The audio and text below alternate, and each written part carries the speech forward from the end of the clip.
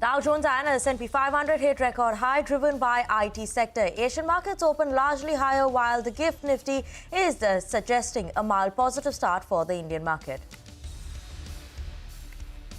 Crude prices fall over 2%. Brent hits $75 a barrel as the OPEC cuts its 2024 demand estimates for the third time in a row. Gold prices edge lower on a stronger US dollar. Inflation accelerates in September to nearly 5.5%, the highest reading in the last 9 months. Food prices remain stubborn at over 9%. Reliance Industries beats estimates on robust growth in digital services and upstream business, which offsets a weak contribution for the O2C business. Jio delivers strong numbers as average revenue per user jumps while retail sees some softening in demand in fashion and beauty verticals. HCL Tech's second quarter numbers beat estimates in strong second quarter, and the company also raises the lower end of its FY24 guidance. Hyundai Motor India's 28,000 crore rupees public issue, India's largest to the date, opens for subscription today. The issue will remain open till the 17th of October and the stock is likely to list on the 22nd of October. The company has also raised 8,315 crore rupees from 225 anchor investors ahead of the IPO opening.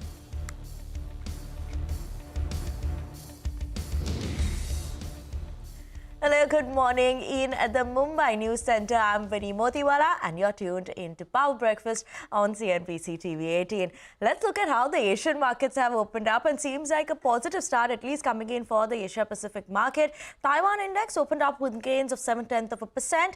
Hang Seng a bit muted, not much of a downtake, 0.05%. So mildly negative is what we're seeing for the Hang Seng as of now. But other than that, when you're looking at it overall in terms of the other Asian markets, have seen a strong performance, especially because Wall Street ended up on that positive side. Investors are watching out for the stimulus that will be coming in from the Chinese government.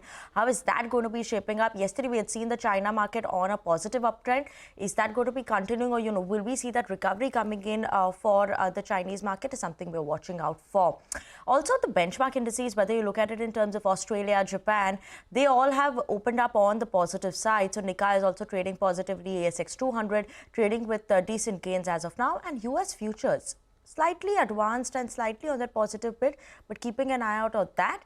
Kospi for South Korea, that's also trading on the positive end because everyone is keeping an eye out on the trade data that came in from South Korea, which indicated a trade surplus. So we're seeing a bit of a positive start.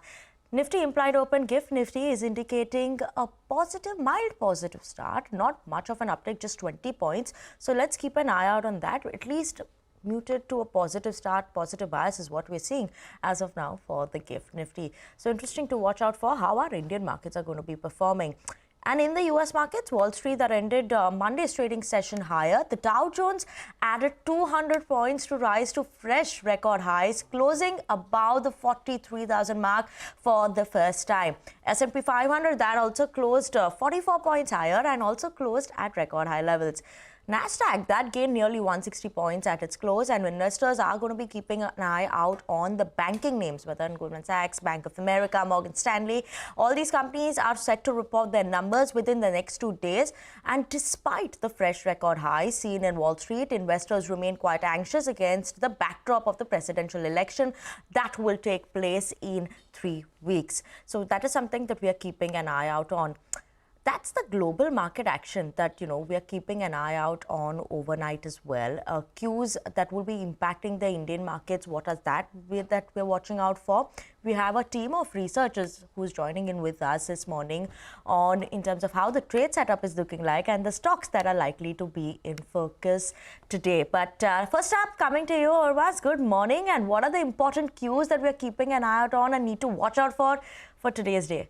Good morning, Vinny. And it's a very important day for the markets. And I say that because both the Nifty and the Nifty Bank are at very important levels. And why do I say that? Because the Nifty ended at 25,100 yesterday. It is very close to last Thursday's high. And of course, once it crosses that, last Wednesday's high comes into focus as well, which is 25,234. Same for the Nifty Bank as well. It has closed above its 50 and the 100 DMA. That 51,800 level is where it has been finding resistance as well. It has not closed above that level since the 3rd of October. So both the Nifty and the Nifty Bank are at very important levels. But the problem with both of these indices is that they have not seen follow-up buying after a good day. But one stock that can do that today is Reliance Industries, and the reaction to the Reliance earnings will be a key determinant of how the Nifty moves in today's session. Some other positive factors coming in for the day is the fact that the handover from Wall Street has been very positive. The geopolitical tensions between Iran and Israel appear to be easing because the Washington Post reported about Prime Minister Netanyahu saying that he does not want to target Iran's oil and nuclear infrastructures, and as a result oil prices fell. OPEC also cut demand forecast, so the oil prices falling is another positive. The cues for today, well, it's the financial services expiry since it's Tuesday, and since the Nifty and the Nifty Bank are at very important levels, they might take center stage today because of the Reliance earnings reactions as well. So, and stock specific action would continue as well. Speaking of earnings reactions, HCL Tech, Angel One, Sterling and Wilson will also react to results, and some plenty of other results as well, including HDFC Life, Bank of Maharashtra and others. So for now, the GIFT Nifty is indicating a sluggish start, but on the positive side for our own markets.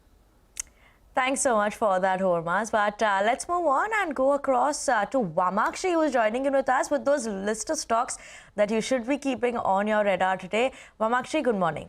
Well, good morning, Vinny. Let me first start off with Reliance Industries. The company reported its second quarter numbers. Revenue came in flat YOY at 2.32 lakh crores. The net profit, however, came in at 16,563 crores, much better than what the street was anticipating. Oil and gas business performed better than expectations, and Jio reported strong numbers supported by tariff hikes.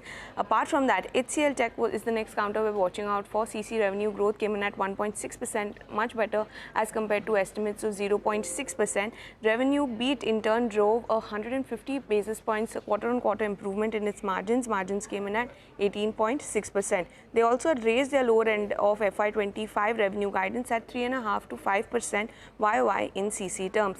Suntech Realty also reported its Q2 business update. Pre-sales saw a jump of almost 33% YOY. Collections climbed up by almost 25%. J. Kumar Infra Projects also on our radar. They've bagged a work order worth almost 300 crores from Pune Municipal Corporation. Zydus Life and ICMR have initiated phase 2 proof of concept trial of desidustat in patients with sickle cell disease. Leica Labs has received product permission from CDSCO to manufacture and market pregabalin gel 8% in India. And lastly, keep an eye out on Honeywell because they won airfield ground lighting project for Noida International Airport. Okay, thank you so much for that, Vamakshi. And finally, let's move on and go across to Nigel, who's standing by to tell us what should we be watching out in terms of cues in the world of FNO. Nigel, good morning. Well, morning. Yesterday there was a big short covering bounce that played out on the Nifty Bank, and that explains why that index was the outperformer, because the index surged up and you had the open interest that came down by close to around 7%. What did the FIs do? Well, they lightened their positions on both sides. They unwound close to 7,000 long contracts. They covered close to 7,000 short contracts as well. So there was some lightening of positions on both sides. How are they positioned now? 35% of their positions on the long side. Their net short, so close to 65% of the positioning is on the short side. And we have been making this point. The FIs and clients, well, they are on two opposite ends of the spectrum. The FIs are net short, while the clients, they are net long. But yesterday, what was encouraging was the way the Nifty Bank closed. It closed at its highest levels we've seen all the way since October 3rd. And that's the chart that comes up for you on the screen. Every time it was going to around 51,500, 51,600, it was coming off the top. But in yesterday's trade, it ended closer to around the high of the day, which is very, very encouraging. Now, the stock to focus on will be HDFC Bank.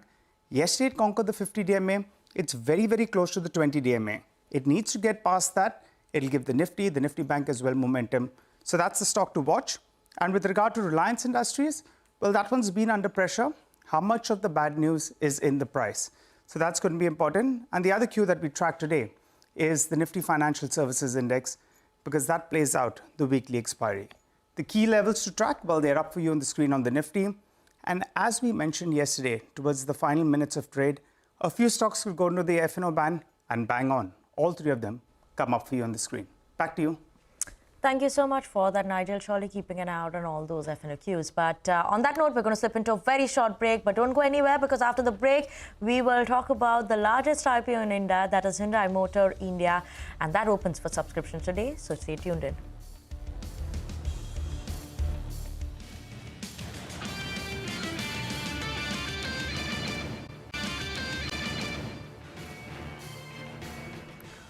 Welcome back. You're watching Power Breakfast on CNBC TV 18, and India's September CPI print has come in at a 9-month high to 5.49%.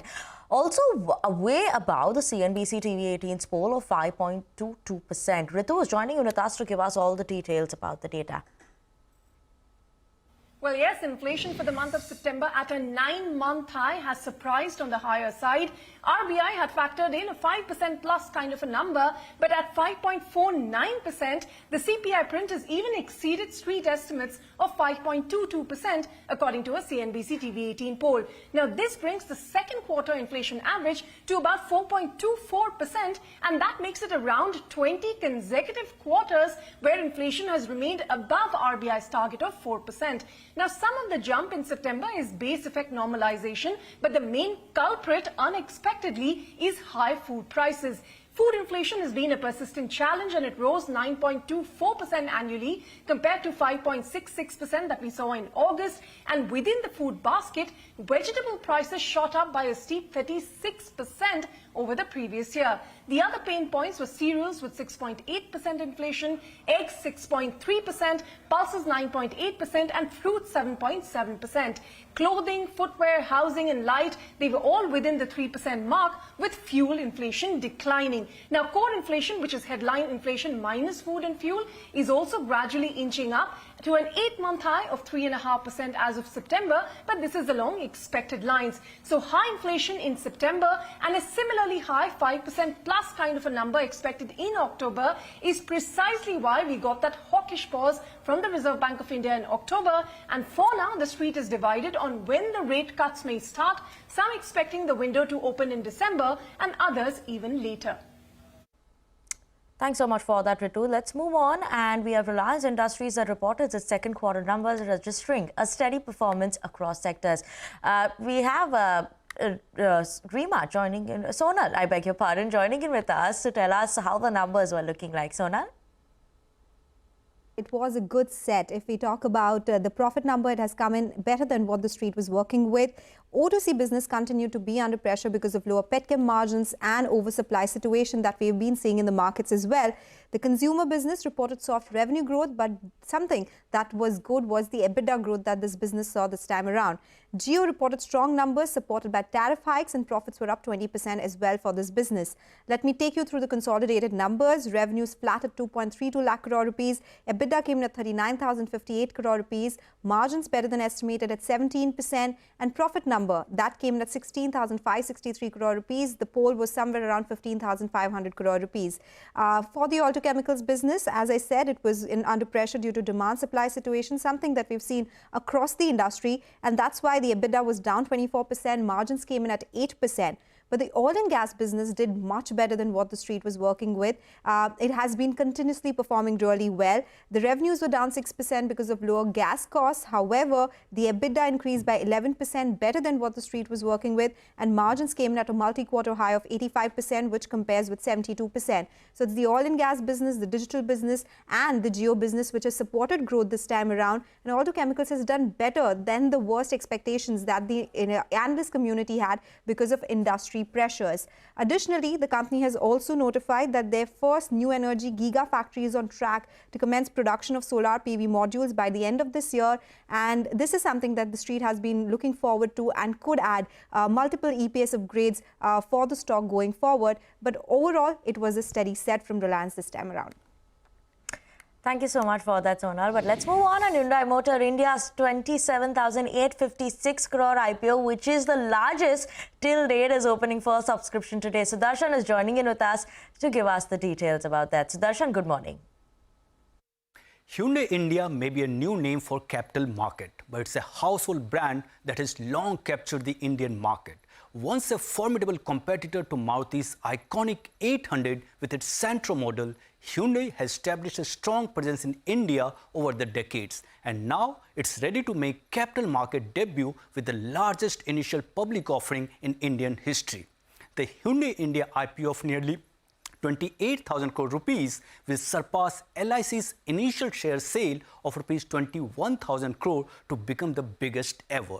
And the issue opens for subscription today and run till October 17, and the listing date is expected to be 22nd of October.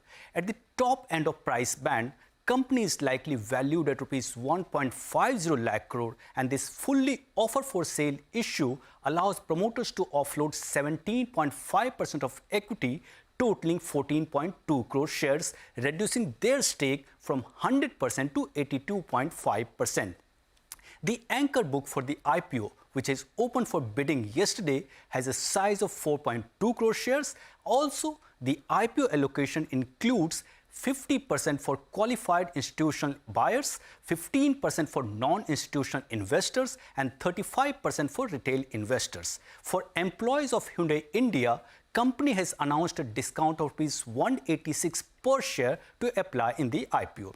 Now let's talk about some of the internals. The earnings per share at the issue price stand at Rs 62.56 with a price to earnings ratio just above 26 times. So where do financials of the company stand in comparison to peers? On revenue front, in FY24, Hyundai India had a top line of Rs 70,000 crore against Rs 1.41 lakh crore of Maruti and Rs 1 lakh crore of Mahindra and Mahindra. On margin, it's almost at the similar level with Maruti at 13%, while M&M is leading the pack with 15%. The valuation metrics suggest that both Hyundai and Maruti have a PE of around 26 times, while M&M is slightly higher at 27.4 times. Now, talking a bit about company's details. Established in May 1996, Hyundai Motor India is part of the Korean company Hyundai Motor Group. As of June 30, 2024, it had 1,377 sales outlets and 1,561 service centers. In India, it's the second largest passenger vehicle company with a market share of 14.6%. Its vehicle lineup includes sedans, hatchbacks, SUVs, and electric vehicles with featuring models like Grand i10, i20, Venue, Creta, Alcazar, Tucson, and all-electric SUV Ioniq 5. So what do brokerages say on the IPO? Most brokerages recommend subscribing to the IPO for long-term gains, noting that while the issue appears fully priced, they anticipate healthy double-digit returns over the medium to long term. In the chat company recently had with CNBC TV 18, it said, IPO is the beginning of the next phase of the growth story. And talking about current demand, it said inquiries, bookings and retails have been strong in the month of October compared to September, with the first week of October registering a growth in the range of 30 to 35%. And on the launch front, company has a plan to launch 4 electric vehicles over next few years, with Creta EV is expected to be launched in Q4 of FY25. Lastly, if you can talk about grey market premium, we understand that the premium currently stands at around Rs 65 against a premium of more than Rs 550 that it saw in the last week of September.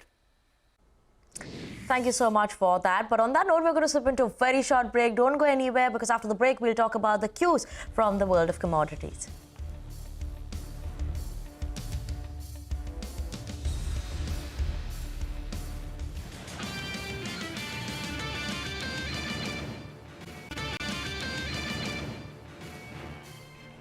Welcome back. You're watching Power Breakfast on CNBC TV 18. And like we promised, it's time to know what's happening in the world of commodities, whether crude or gold. Is gold shining this morning again? Manisha is joining in with us to tell us all of that. Manisha, good morning. Morning, Vinay. Thank you for that. I'll start with crude oil prices. The only reason is because it has seen a 2.5% decline in the overnight market. This is after OPEC has cut the world demand estimates. For 2024, they expect the incremental demand at 1.93 million barrels per day now. So after keeping steady in sense of their demand estimates, this is the first time that they've cut it, and that's weighing onto the market. Apart from that, it also has to do with the weak China data and the fact that China has not come out with the promised measures in sense of stimulus there. there. And then apart from that, there are statements from Israel suggesting that they will not attack Iran nuclear and oil facilities. So a bit of that war premium also seems to be going off the market. But that's not just about crude. If you look at the metals as a sector, no strong stimulus from China is weighing here as well. So copper prices fell 1.5%. Aluminum was down more than 1% as well. So from multi-month highs, we are trading at multi-week lows for many of these metals now. The street, of course, will watch out for the November U.S. Fed meeting and the U.S. presidential elections. So the month of November really promises to be more volatile. Okay, Manisha, thank you so much for that. Surely keeping an eye on crude as well as the metal space. But that's all the time we have on this edition of Power Breakfast on CNBC TV 18. Thank you so much for tuning in. But don't go anywhere. Up next, Bazaar Morning Call.